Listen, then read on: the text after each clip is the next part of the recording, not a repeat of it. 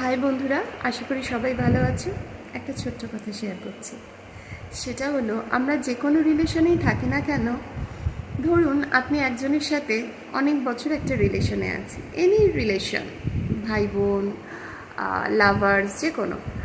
তো all of a sudden একদিন জানতে পারলেন যাকে আপনি এতদিন ধরে চিনতেন, সে তার সম্বন্ধে আপনাকে যা যা বলেছে তার কিছুটা সত্যি আর বাকিটা মিথ্যে।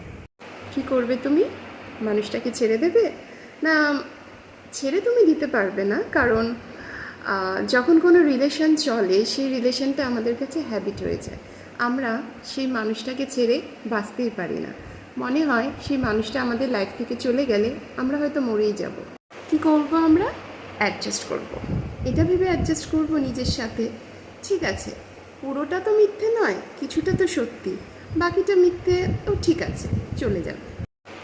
এভাবেই বহু রিলেশনশিপ বেঁচে থাকে এবং কন্টিনিউ বেঁচে রয়েছে।